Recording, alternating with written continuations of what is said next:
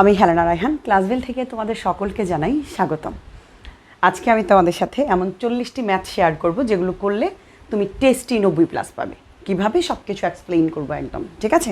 তার আগে তোমাদেরকে একটি কথা বলি, তোমরা অনেকেই জানো ক্লাসভিল 2025 সালের পরীক্ষার্থী অর্থাৎ তোমাদের জন্য মোট 7টি বিষয়ের 3টি কোর্স শুরু করেছে। আমাদের কোর্সগুলো হচ্ছে গণিত আর বাংলা দ্বিতীয় পত্র, এটা প্রথম কোর্স। দ্বিতীয় হচ্ছে English first paper second paper.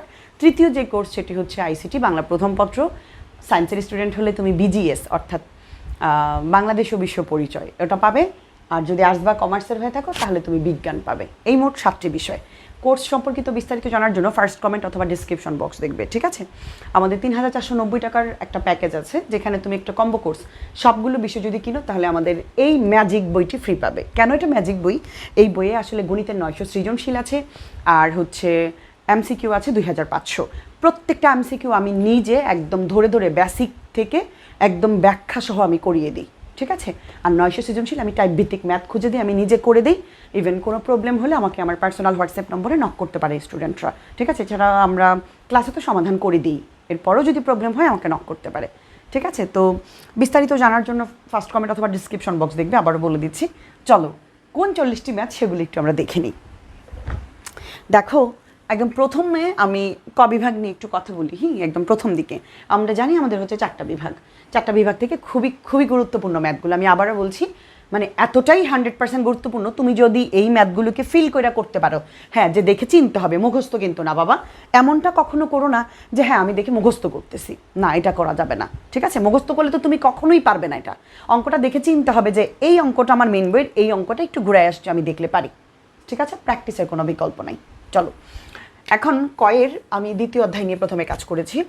দ্বিতীয় অধ্যায়ের মধ্যে উদাহরণ 23, উদাহরণ 25 মাস্ট বি, মানে ভেরি ভেরি ইম্পর্টেন্ট, তুমি করবাই করবা, ঠিক আছে? 25, সব 25 হচ্ছে বেশি, ঠিক আছে? এরপরে হচ্ছে 16, এটাও বেশি ইম্পর্টেন্ট। এই 16, 25, 23, ঠিক আছে? এই এই এই তিনটা হচ্ছে ইম্পর্টেন্ট বেশি। 23টা দিয়েছি তোমাকে, এই 23 নং দিয়েছি প্র্যাকটিসের জন্য, এই 16টাই এটারই একটা, 23টা প্র্যাকটিসের জন্য দিয়েছি, ঠিক আছে? তাহলে 1 2 3 4টা।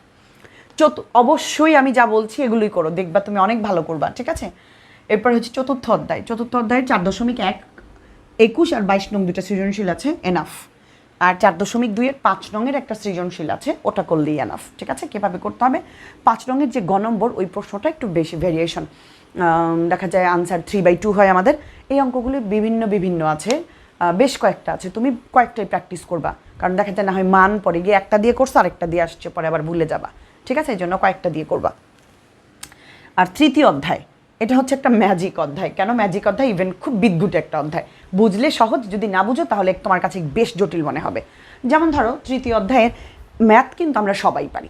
যেমন কি ধরনের ম্যাথগুলো? ধরো x⁵ + 1 বা x⁵ অথবা p⁴ + 1 বাই p⁴, মানে অথবা ধরো y³ + 1 বাই y³ বা মাইনাস যাই বলি না কেন, মানে কিউব 4 5 স্কোয়ার, এর চেয়ে তো সহজ আর কোনো ম্যাথ হতে পারে না। ওগুলো আমরা সবাই পারি যদি আমাদের কাছে x + 1 by x, p + 1 by p অথবা y - 1 বাই y এর মান থাকে। কিন্তু প্রবলেম তো সেটাই, মানটা দেওয়া থাকে না, নিজেকে বের করে নিতে হয়। তার মানে ভ্যারিয়েশন আছে উদ্দীপকে, মানে এত টাইপের উদ্দীপক। সো উদ্দীপকটাকে যদি তুমি সাজাইতে পারো, ইভেন চিনতে পারো, তাহলে এই ম্যাথগুলো তোমার পক্ষে করা সম্ভব। তো এই জন্য আমি তোমাদেরকে বলবো, তৃতীয় অধ্যায়ের সূত্র পারো কিন্তু সৃজনশীল পারো না। এই থাম্বনেইলে আমার ইউটিউব চ্যানেলে একটা ভিডিও আছে, তুমি ভিডিওটা দেখবে, দেখার পরে এখানে এসে একটা কমেন্ট করবে, ইভেন আমাকে বলবে যে হ্যাঁ ম্যাডাম, আমার লাইফে এটা একটা সেরা ক্লাস ছিল, তৃতীয় অধ্যায় আমি আমার লাইফে কখনো এইভাবে বুঝিনি, ঠিক আছে? আমি বারবার বলছি, এই ভিডিও তোমার এই অধ্যায়ের ধারণাই পাল্টে দিবে, এমসিকিউ থেকে শুরু করে সিকিউ এভরিথিং। আমি এমন কোনো উদ্দীপক নাই যেটা নিয়ে আলোচনা করি নাই ওইখানে। মাত্র 29 মিনিট কত সেকেন্ডের একটা ভিডিও, 30 মিনিটও না পুরা, ঠিক আছে? ওটা দেখে নিবা, তাহলে তোমার যেই সৃজনশীলই আসুক, যেই উদ্দীপকই আসুক, তুমি দেখবা পারতেছো, ঠিক আছে? পরে আসি 11 অধ্যায়ের উদাহরণ 6 আর উদাহরণ 11, জাস্ট এনাফ, ঠিক আছে? আমাদের জন্য তুমি চাইলে অনুশীলনীর 12 নম্বর অঙ্কটা করতে পারো প্র্যাকটিসের জন্য, ঠিক আছে? মানে এটা 6 করলেই আসলে 6টাই ওইটা, কিন্তু 12 নম্বরটা করলে একটা প্র্যাকটিস হয়ে গেল, এই আর কি। এরপরে হচ্ছে 13.1 8 16 19, এনাফ, আমি যা বলছি এনাফ, এর বাহিরে একটাও করতে হবে না তোমাকে। এরপরে 4.2 এর 8 আর 10। এখন এই 5টা অঙ্ক মিলে আমরা আসলে, তুমি যদি সিঙ্গেল সিঙ্গেল না করে তুমি যদি একটা সৃজনশীল করো, কীভাবে আসে? প্রথমে অঙ্কগুলো করবা, তারপরে সৃজনশীল প্র্যাকটিস করবা।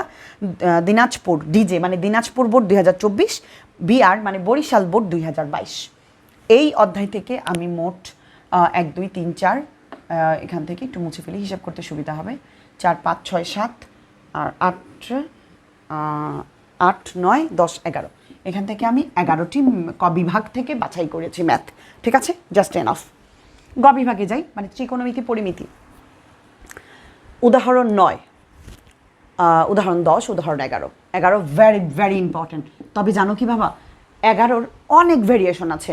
শুধুই এমন না যে 4√/xy এরকম না, 4ab এরকম ওই সূত্র দিয়ে করতে হয়। এটা 16 দিয়েও থাকে, 1/4 দিয়ে থাকে, শুধু √xy দিয়ে থাকে, অথবা শুধু xy দিয়ে থাকে। অঙ্কগুলো একটু মানে ডিফারেন্টে আসে, ওই অঙ্কটাই আসে, প্রমাণটা একটু ভিন্নভাবে আসে। দেখে ঘাবড়ে যাওয়ার কিছু নেই, সেমভাবেই করতে থাকবা, দেখবা প্রুফ হয়ে গেছে। ঠিক আছে, মানে ভিন্ন ভিন্ন আছে, এমন 12-13 টাইপের আসে। এই প্রশ্নটাই ঘুরে ঘুরে আসে বিভিন্নভাবে, তুমি সবগুলো প্র্যাকটিস করে যাইবা।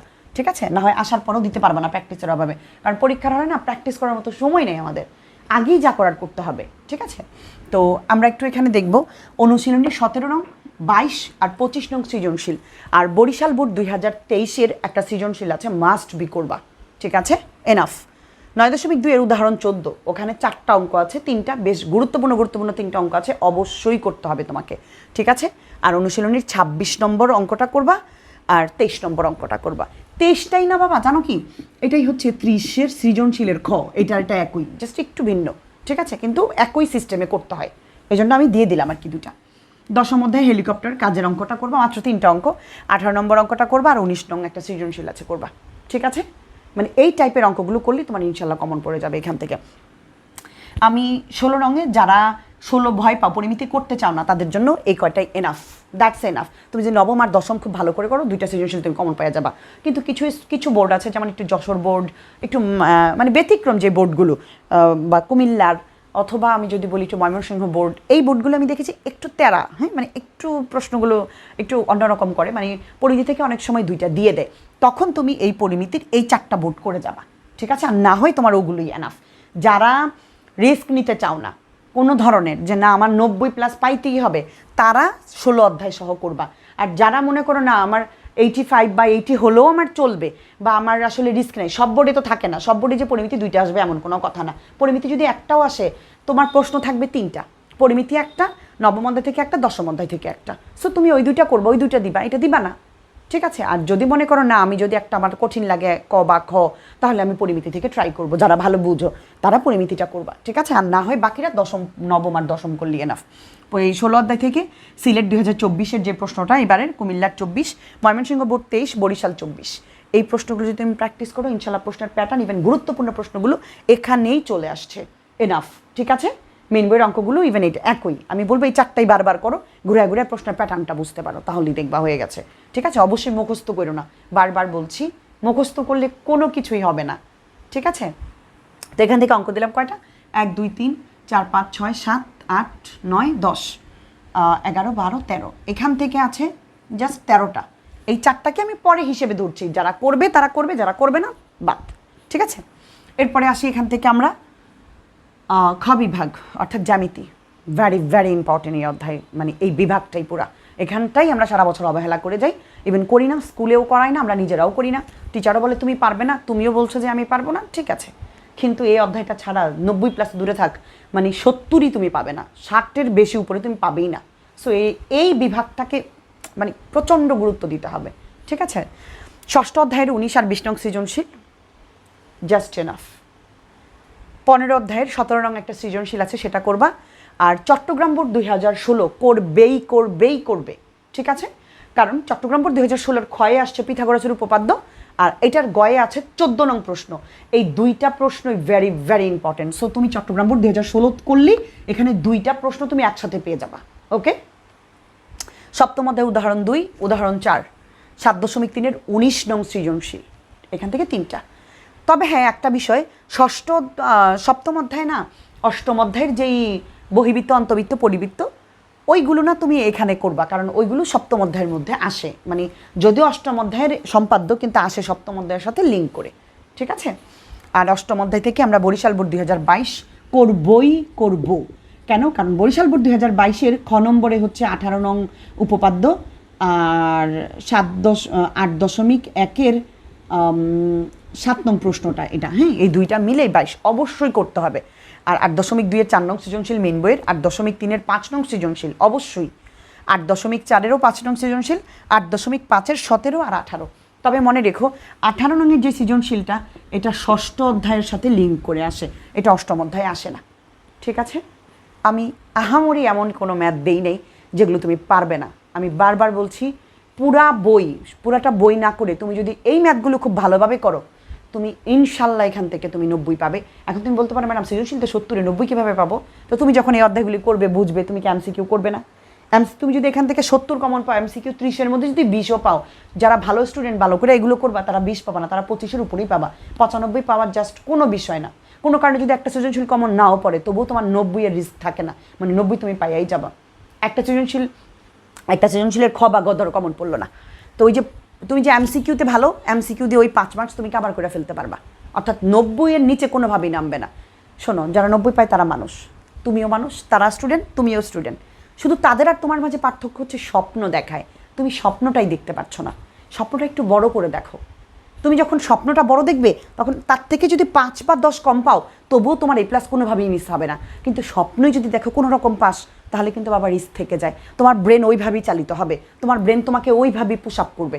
সো তুমি যদি তোমার ব্রেনকে বেশি কার্যকারিতা মানে করাইতে চাও, যে বেশি কাজ করুক ব্রেন, বেশি চালাইতে চাও ব্রেনকে, তাহলে কিন্তু তোমার স্বপ্নটা বড় করে দেখতে হবে। ইভেন তখন তোমার ওই অনুযায়ী একটা তাড়না থাকবে, তোমার ব্রেন সেই অনুযায়ী চলবে। ঠিক আছে, তুমি যতটুকু নিতে চাইবা ততটুকুই তোমার ব্রেন তোমাকে দিবে। সো তুমি স্বপ্নটা বড় করে দেখো। তুমি একটু বেশি নিতে চাও, দেখবা তোমার ব্রেনও বেশি কাজ করছে। এটা কোনো সমস্যা না, সবাই পারে, তুমিও পারবে। আরেকটা বিষয়, আমাদের কোর্স সম্পর্কিত যদি তুমি কোনো কিছু জানতে চাও যে আমরা কেমন পড়াই বা কেমন, প্রথমত ইউটিউব চ্যানেলে যাবে আমার, সেখানে গেলে তুমি ডেমো ক্লাস নামে একটা ফোল্ডার আছে, ডেমো ক্লাস, ওখানে বেশ কিছু ক্লাস আছে, তুমি দেখে সিদ্ধান্ত নিতে পারো। ঠিক আছে, যে আসলে ক্লাস কেমন, বেশ কয়েকটা ক্লাস করো, আমার কথা বুঝো কি না। তো যদি তুমি কোনো টিচারের কথা বুঝে থাকো, যেখানেই ভর্তি হও, যিনি ক্লাস করাচ্ছেন, যিনি ভিডিও দিচ্ছেন, তিনি কি ক্লাস করাচ্ছেন, এই বিষয়টা খেয়াল করবে এবং তার কথা তুমি বোঝো কি না। দ্যাটস ইট, কারো কাছে জিজ্ঞেস করার দরকার নাই। আর মানুষের চোখে বা কথা বলায় মানে একটা ব্যাপার থাকে, এইটুকু বোঝার অ্যাবিলিটি তোমাদের থাকা উচিত আমি মনে করি। ঠিক আছে, ভালো মন্দ কোথায় গেলে তুমি ভালো পাবে, অথচ বছরের পর বছর কোনো না কোনো জায়গায় বসে আছো, তত তেমন কিছু পারছো না। আমি আজকে বলবো এই মুহূর্তে তুমি নিজেকে প্রশ্ন করো, তুমি কতটুকু শিখেছো, কত মার্কস তুমি কালেক্ট করেছো। তুমি কি নিজে বলতে পারবা এই বিভাগগুলোর মধ্যে, এই যে অধ্যায়গুলোর মধ্যে তুমি কি সারা বছরে ক বিভাগটাতে শুধু পড়েছিলা, নাকি খ গতেও তুমি টাচ করেছো? খটাকে তুমি অবহেলা করো না, এটা তুমি বলতে পারবা? অবশ্যই করেছো। জ্যামিতি টোটালি বাদ দিয়ে গেছো, হয়তো করো নাই, অবচেতন মন তোমাকে সায় দেয় নাই, ভয়ে তুমি করো নাই। কিন্তু তুমি বাবা ভেবে না কোনোভাবেই 60-র উপরেও 60ও পাওয়া সম্ভব না যদি তুমি 25 থেকে 26 মার্কস টোটালি বাদ দিয়ে দাও। ঠিক আছে, সো এই বিভাগটাকে মানে অনেক অনেক গুরুত্ব দিতে হবে। সবার জন্য অনেক অনেক শুভকামনা, ভালো থাকো সবাই।